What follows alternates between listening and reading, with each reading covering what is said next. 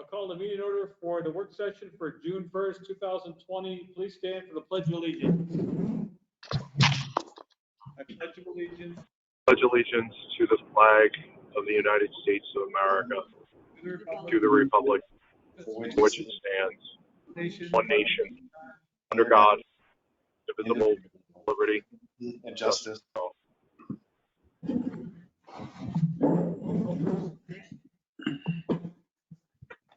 Councilman Scaringi. Present. Councilwoman Restinetti. Present. Councilwoman Riley. Present. Councilwoman Friedman. Present. Councilman Burns.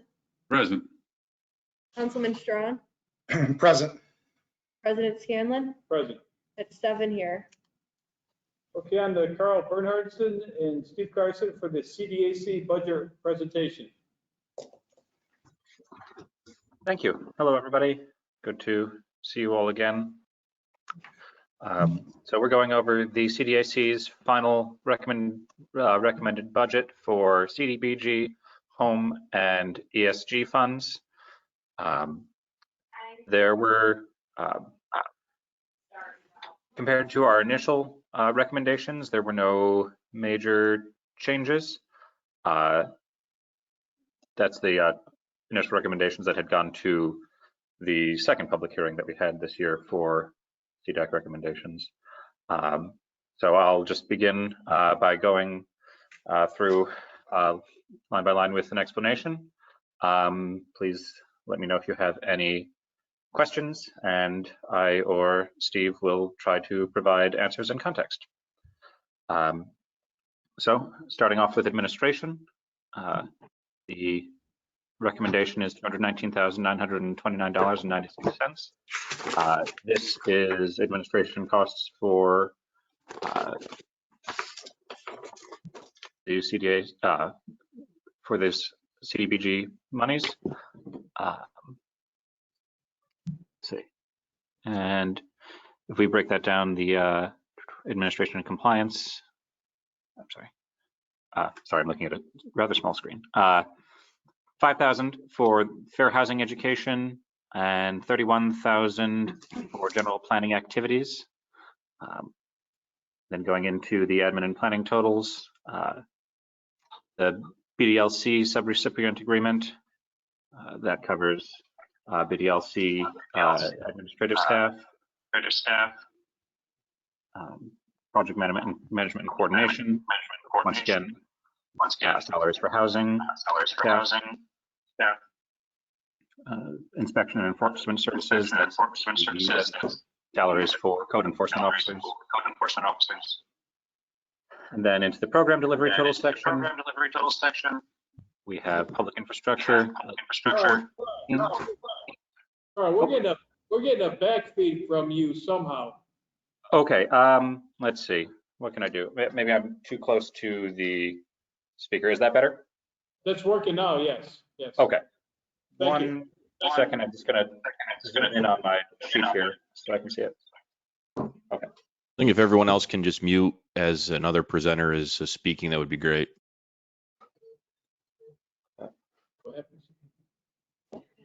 Okay, continuing.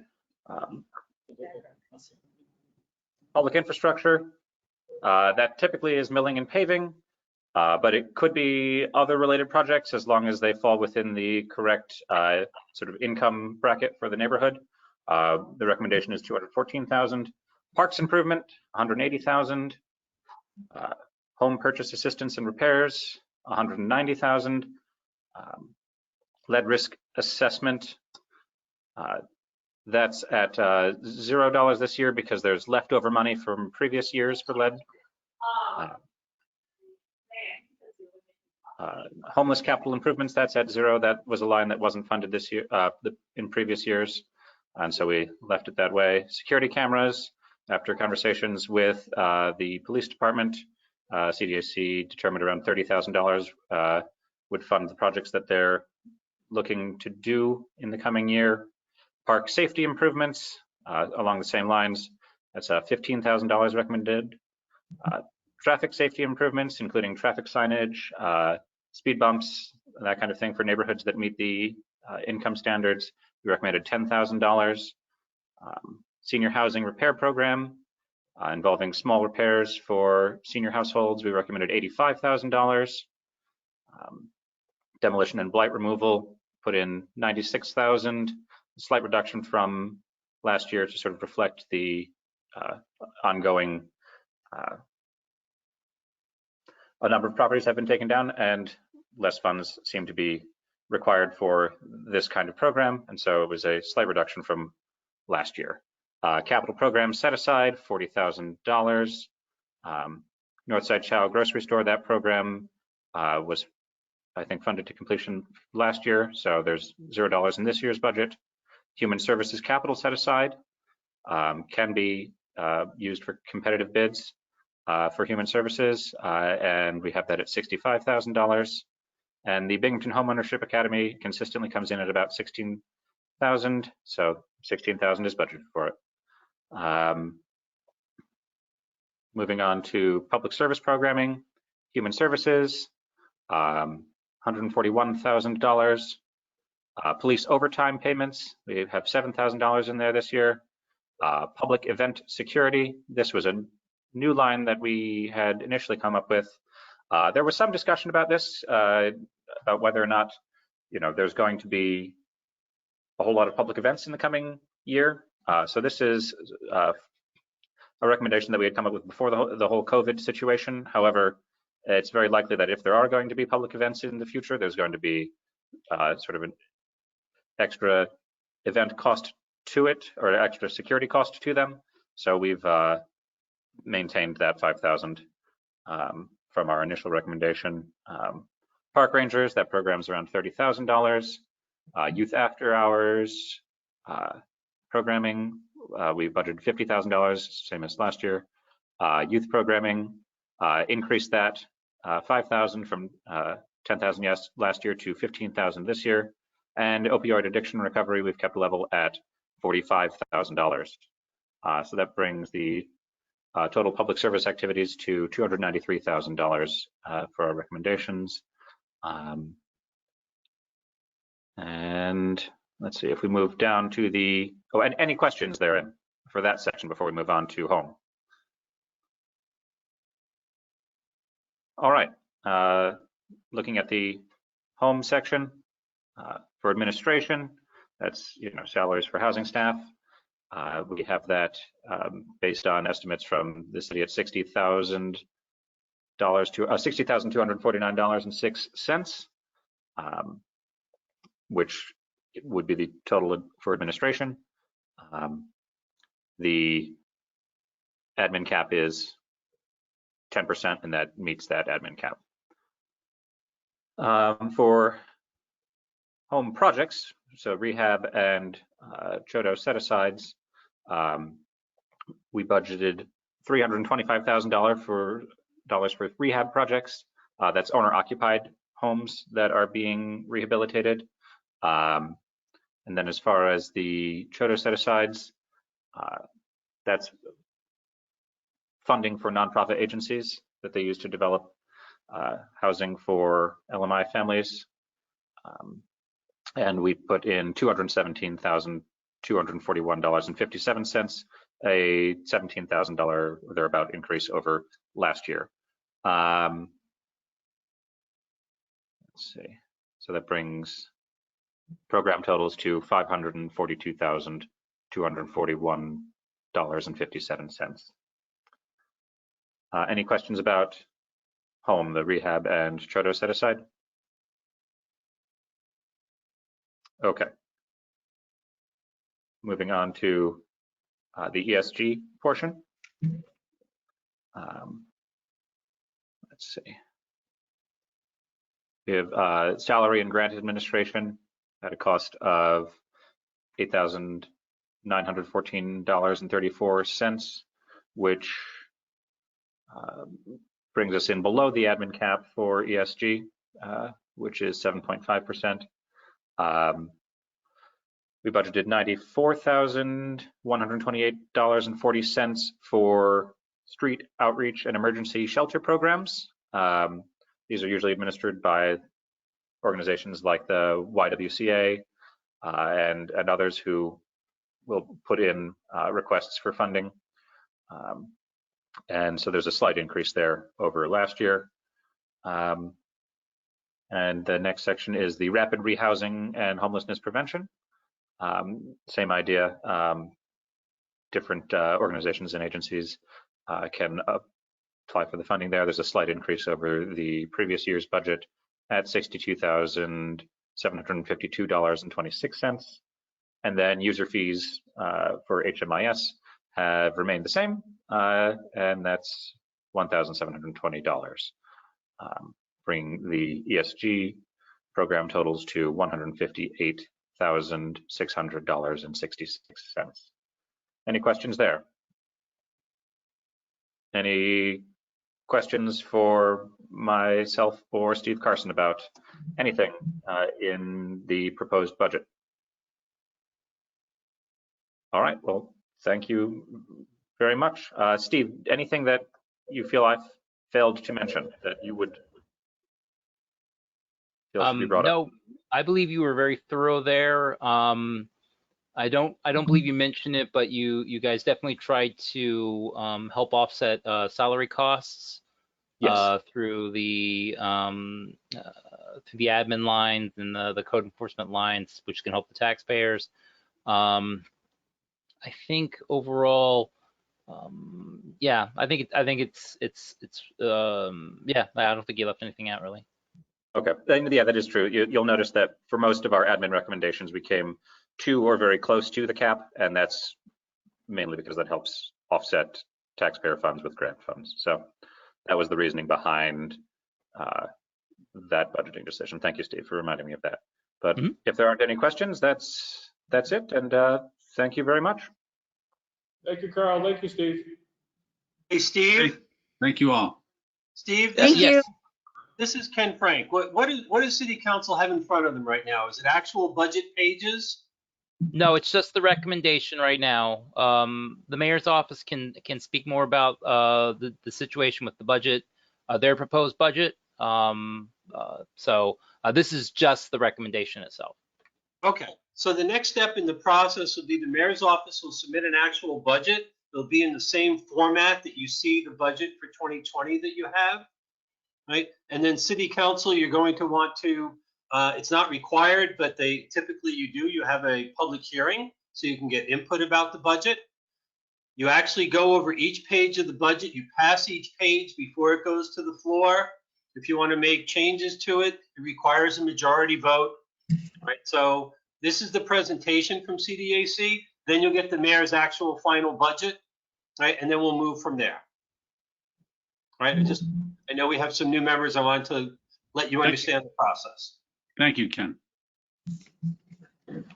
Thank you. On to RL 20-103, Mr. Shager. Sorry about getting this to everybody pretty late today. This was a check that we received in today from a Charles McAnally, who would like to donate $50 to the ACA Memorial Fund. He has a friend who has a relative that was killed in the event and wanted to donate $50 to go into the maintenance of the what do we have? The little park or whatever, and to help maintain it. So that's what this is for. Questions or comments?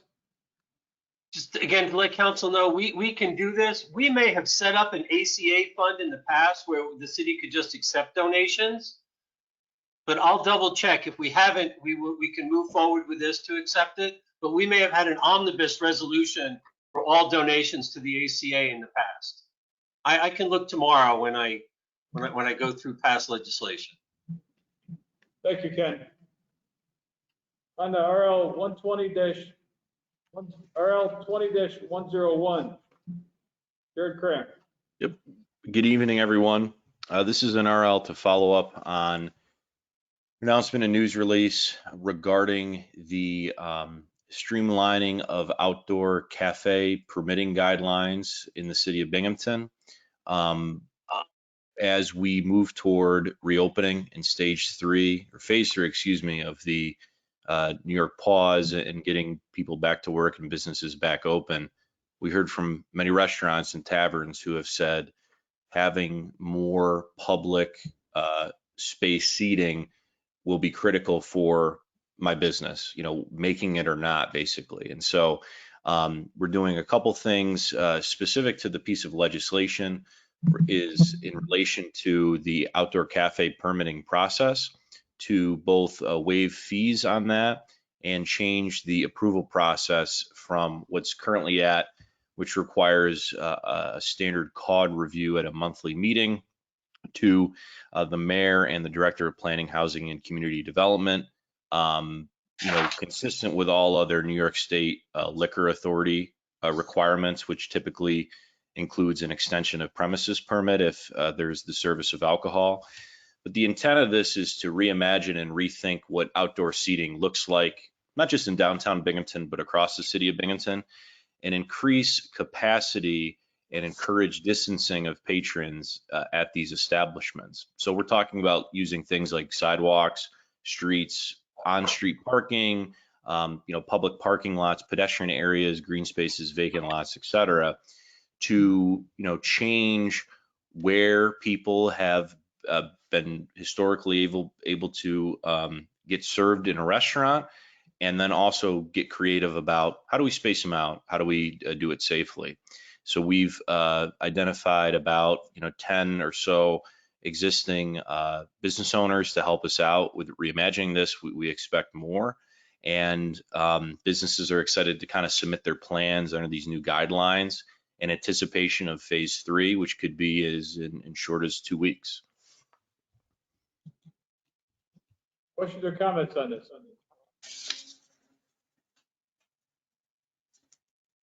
Thank you, Jared. Okay. All right, we're going to talk about the City Council Planning Committee had a meeting to discuss 494 and a half Chenango Street. I'll turn it over to Councilman Strawn to tell us how that meeting went. Thank you, Mr. President. I'll just give a brief update. I believe 5 of us, other than Councilman Burns and Councilwoman Resnitti, were either directly involved, or I think the President Scanlon was kind of in the background listening. So I'll just give a brief update, and then if there's any questions. We also had our corporate counsel, Ken Frank, who's with us again tonight on that call. We met Thursday night, the 28th, met for about a half hour, about 32 minutes. And the idea of the meeting was to discuss a potential amendment to introductory ordinance, or in addition to introductory ordinance 20-49, which, as we know, is the legislation that was first read last time and will be second read on Wednesday, to allow or not the sale of tobacco at 494 and a half Chenango Street. So we decided to meet to follow the process through. I think that was a wise decision. Just to follow the process. I know it was maybe a little tedious, but I think we followed through on what was talked about at the last business meeting, that we should do that to do it properly. So basically there was, you know, in essence, 3 topics in general. We discussed the idea, like I said, of an amendment to introductory ordinance 20-49.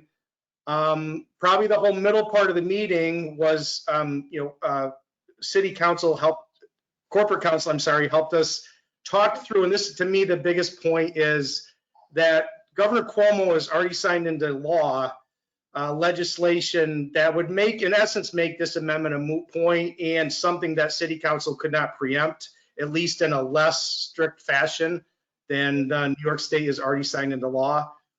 The law to not allow tobacco advertising or display at less than 1,500 feet from a school was signed into law as part of the budget, New York State budget, on April 3rd, 2020. It's set to go into effect on July 1st, 2020, basically 1 month from today.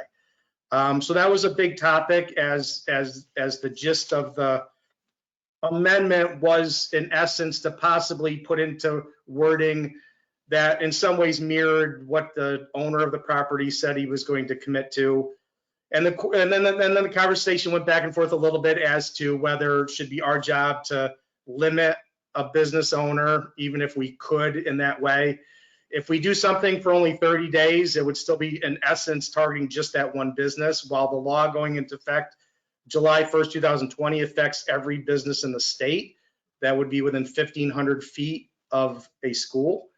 So it's much broader in that sense. There's no grandfather clause that we can see, in the sense that it doesn't matter, pre-existing, new business, old business, if you're within 1,500 feet of a school or 500 feet in the city of New York, you can't do it.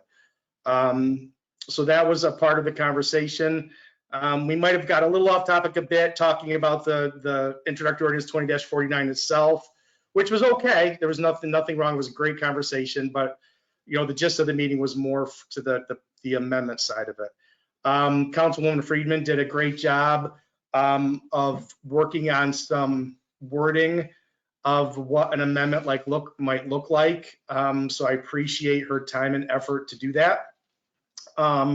Definitely added, to the conversation. And I think in the end, we didn't need to take a vote as a committee. I think in the end, push came to shove, I think Councilwoman Friedman would have agreed that we should do an amendment. And I think while we probably got there on a little different pathways, that Councilman Scringy and I would have declined to recommend an amendment to the broader council. The different paths is irrelevant in a sense, but I think we agreed on a lot of that stuff. But I think we all showed the seriousness that we take this subject, that we don't take it lightly in any way, shape, or form. I hope nobody would think that we would. In light of what's going on now, it's almost seems, well, it's important. It's an important business that we're doing. So I think that's the flavor of it. I would welcome, quick comment by Ken or Councilman Scringy or Councilwoman Friedman, if they would like to. But I think that's a quick summary of what happened. And Councilwoman Riley was able to speak as well, and she added to the meeting, which I appreciated her taking the time to be there as well. And that's kind of my report on what happened. Thank you, Councilman Strawn. At this point, I'm going to have Grace read there. This is the original RL. It's 20-49. It's 20-49. It's the original RL with no amendments to it. So I'll let Grace read that, then we'll talk about it some more. Just read it. The title, okay. It's just an ordinance to allow the sale of tobacco products at 494.5 Shenango Street, where it is not permitted due to being within 500 feet of the school. And this is just the original one with no amendments on it that all of you have. That's been in the business meeting packet. All right, at this point, what I think we should do to expedite this speed along, I'd like to take a straw poll here, which doesn't count for anything except I know where we're going on Wednesday with the straw poll. So I'll go to your district and you can tell me if you agree with the original RL as it sits with no amendments. So you're going to say, yes, I agree with the RL as it sits, or no, you don't agree with the RL as it sits because there's no amendments. Do we understand that? So this is Councilwoman Friedman. Just to clarify, this is if we would vote yes on the original legislation, theoretically. Or no. Okay, Yeah, got it. Thank you. Yes, exactly, Councilman Friedman, yes. All right, so Okay, thanks. Councilman Scringy. I'm fine with it as is, Mr. President. Okay, you tracking this? Yes, I got it. Councilman Riley. Councilwoman Riley, I apologize. I'm fine with it as written. Okay. Councilwoman Ressinetti. I'm fine with it as it's written. Councilwoman Friedman. I would vote no. Okay. Councilman Strawn. I would vote yes as written. Councilman Burns. I'm fine with it as written. I'm also fine with it as written. So we will put this to bed and we'll vote on this on Wednesday. And it will pass on Wednesday. So we'll move on now to pending legislation. I'm sorry. You got a question? I did want, yes, this is Councilwoman Riley. I did want to clarify that you were asking us if we thought we needed an amendment. So we were No, let me say this again, all right? So this is the original RL with no amendments. correct. And if we like it to move forward, it does not tell you how I'm going to vote on it. Just You can vote how you want on Wednesday. It's a, this is. exactly. Okay, I just wanted to make sure it's clear that I'm only saying that the language as written should move forward as written. It does not denote my vote. You can vote however you want on Wednesday, exactly. Yes. Everybody can vote how they want on Wednesday, correct? Because the All right. answer That changed. was for my information for Wednesday, that's all. Yes, Councilwoman, you can certainly still vote no as correct. to the legislation as presented. And you And see I the just want- vote changed as we progress though, as to their vote opposed to the language. So I just wanted to clarify. And I just want to point out to everybody, our ordinance actually refers to tobacco or tobacco products. So in the original legislation, there was like 1 or 2 places where I missed or tobacco products. So I've added that into the final just so that it's consistent with the legislation. And everybody understands because they voted tonight, you certainly can change your vote on Wednesday. Wednesday is the official vote on this. Okay, we'll move on to pending legislation. Grace, you want to read those up? Yes, I can. So for pending legislation, we just discussed the tobacco ordinance. Now we have RL 20-96, accept payment, and for the mayor to execute an agreement with New York State DOT for acquisition of additional property for the Vestal Ave bypass. RL 20-97, authorizing the mayor to enter into an agreement with R1 to provide ambulance billing and services for a period of 1 year. RL 20-98, amend the 2020 budget for serving equipment. And RL 20-99, amend the BJCSB 2020 budget to refund mechanics assistant position. Again, we have gotten some emails with people that wanted to either sponsor or not sponsor certain legislation. So if you don't want to sponsor or you do, just send us an email so we can get that on the legislation for tomorrow. Is there questions or comments on these pending RLs?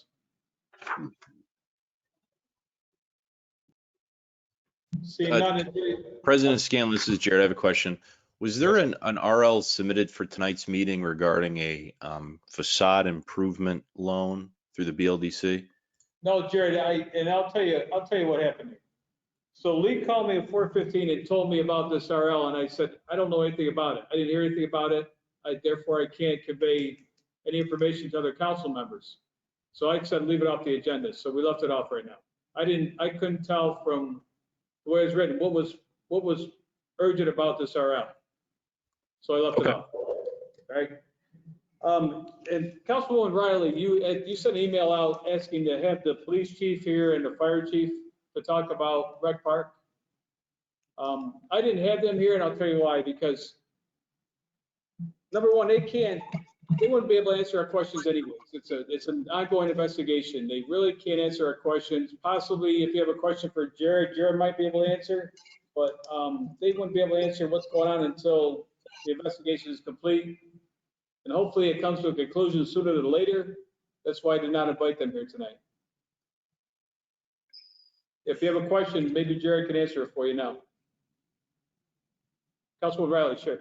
Go ahead. Okay, so that again was not the sole purpose of the request. And that's why I wanted to kind of hear back from you. I think as council people, we need to be on the same accord in terms of our messaging and how we convey a sense of peace for the community if we hope to move forward in a positive way. That's the reason I wanted to kind of have an executive session so that we're all saying the same thing. Not for, did you catch the criminal, need to work together. And too many times we hear things after the fact, and that's a problem.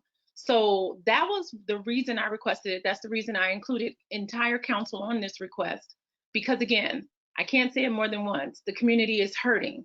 And guess who they email? Guess who they call? It's not just the mayor. I think we all have received calls. We've all had people asking our opinion, and we have to work together to make sure that we are comforting and providing the best message for this city.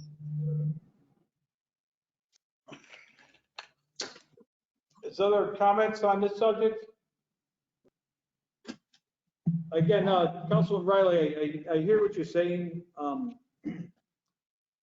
I don't, is it a timing issue you're asking about? Is it something you feel we should know before the public knows? Is that what you're asking?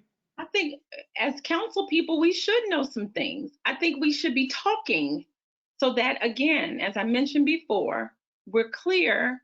We kind of, again, are speaking in one voice. And of course, we will never always say the same thing at the same time. But again, knowing that we all are moving in the same direction is peaceful to a city looking for answers. A body of people looking for answers. And again, not that we need to know where they are in the investigation, but that's also a question that we're asked, you know. And it's too many times, and we've mentioned this before, where we'll get a message, just like this restaurant thing. We got a message about it. I think it was a press release, and now here we are being read in on it. So I just think we need to do better. And I keep saying this, and I thought this would be beneficial, but if it's not deemed beneficial by the majority here, that helps. So. Angela, I hear what you're saying. I hear you completely what you're saying. I'm not gonna, I can't defend the mayor and Jared. I'm not gonna speak for them, but I think things move so fast sometimes that, and I don't know if we need to know ahead of, before the general public.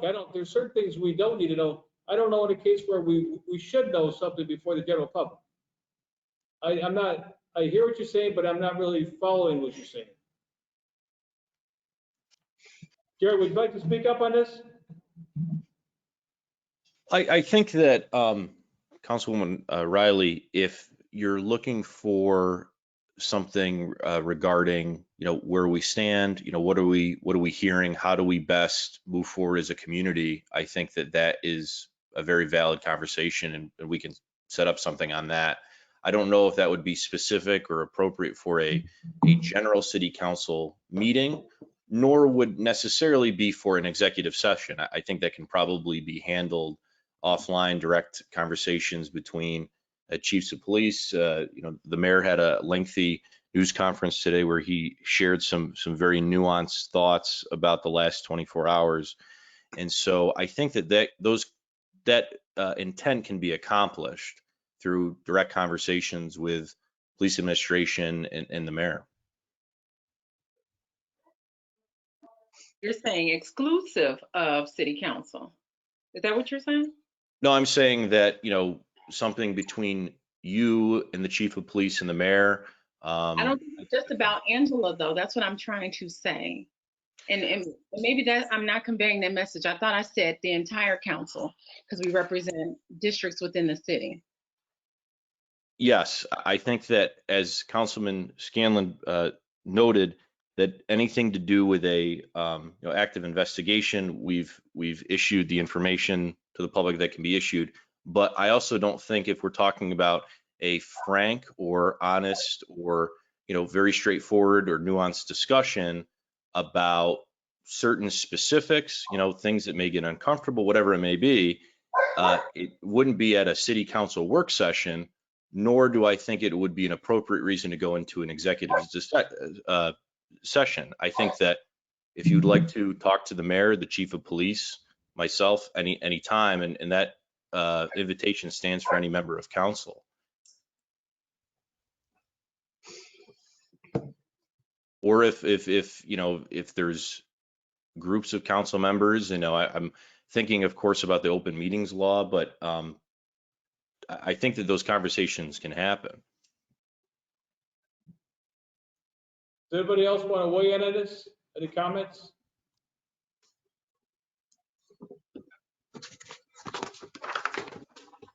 Seeing none.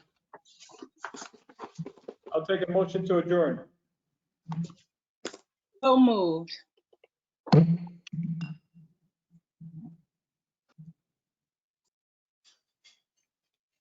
You need a second. Second. Thank you. All those in favor? Aye.